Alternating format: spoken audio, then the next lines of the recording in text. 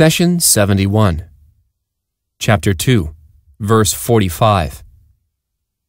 And seek help through patience and prayer, and indeed it is difficult except for the humble.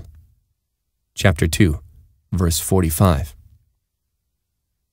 In the previous verse, Allah stressed to the children of Israel and to all believers that faith has to be equally expressed in actions and words. He also reminded them to practice what they preached and follow Prophet Muhammad. In this verse, God is giving us the tools to properly perform this task. And seek help through patience and prayer reflects that difficulties and hardship will occur. Things will not be easy for those who follow the new message. Patience helps us tolerate tough times. The children of Israel were used to exchanging God's signs for the small price of worldly enjoyments, and they were accustomed to usury and other means of unlawful earnings. Thus, returning to the right path and letting go of these bad habits would not be easy. They need help through patience. The concept is general, as it applies to any person regardless of their religion. Anyone who wants to return to the true fold of Islam needs to seek help through patience in order to break away from old habits and adhere to religious obligations. He or she will have to face the strong urges to go back to comfortable prohibitions. Some scholars said that patience in this verse refers to fasting. According to their interpretations, God is asking His servants to starve themselves and tolerate the pain of hunger. However, when you consider the phrase at the end of the verse that says, "It is difficult except for the humble," you realize that God is referring to something different. The hardships of faith lie in expelling all pride from the heart. When you stand before the Lord in prayer, you have to express devotion, humbleness, and submission. It was pride that prevented many Israelites from believing in a religion that was not revealed upon one of their leaders and rabbis. And seek help through patience and prayer highlights two elements that we can use for help during tough times: patience and prayer. The next part states, "It is difficult except for the humble." Is the word "it" referring to patience being difficult, or is it referring to prayer? In order to properly study this verse, we have to look at it in the Arabic origin.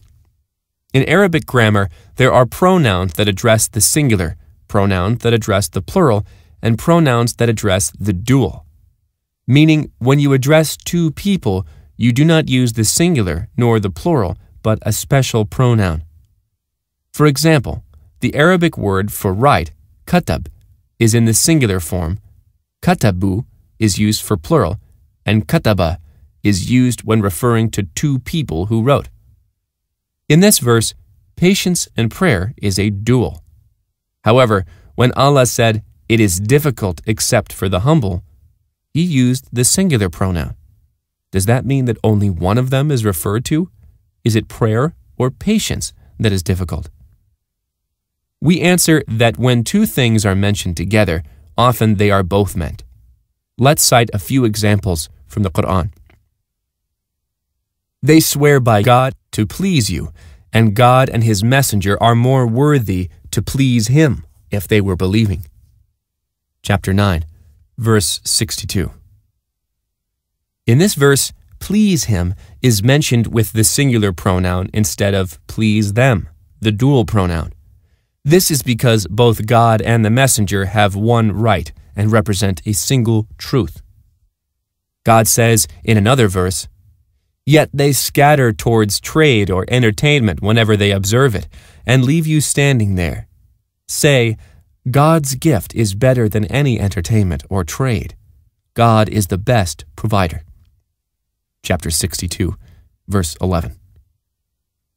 Grammatically, the dual pronoun should have been employed because the verse is talking about two items, trade and entertainment. This is because both trade and amusement are similar to each other as they occupy a believer from worship and remembrance. Likewise, patience and prayer complement each other as they represent a cure against lying and self-pride. Initially, both place a burden on the soul as they interfere with our daily activities.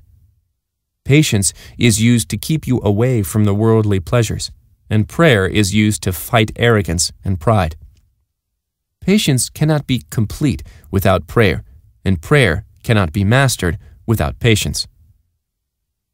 The last part of the verse states, "It is difficult except for the humble." What is meant by humbleness? It is to recognize and obey the one who is above you in status. People vary in talents and rank.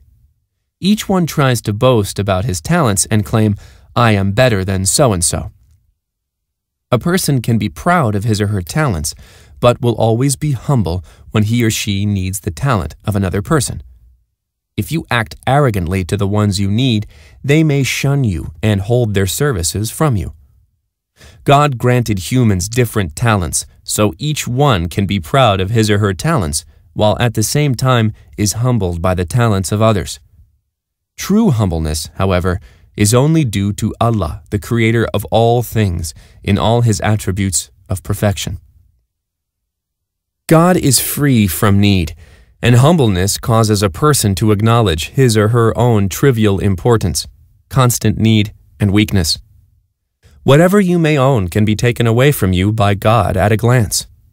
Our world is subject to change, and in order to protect yourself from these changes, you must submit and humble yourself before the one who does not change. Allah is the only constant. Many people are deceived by means and causes. We say to them, "Worship and humble yourselves before the ultimate benefactor and the creator of these means and causes."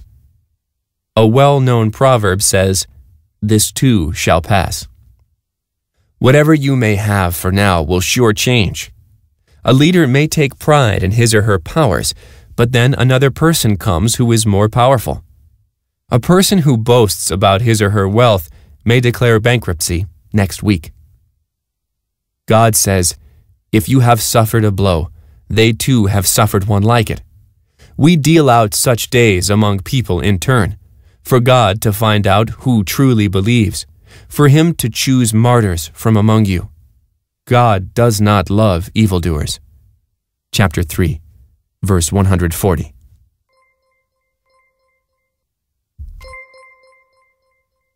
The Prophet, peace be upon him, said, "Convey my teachings to the people, even if it is only a single verse."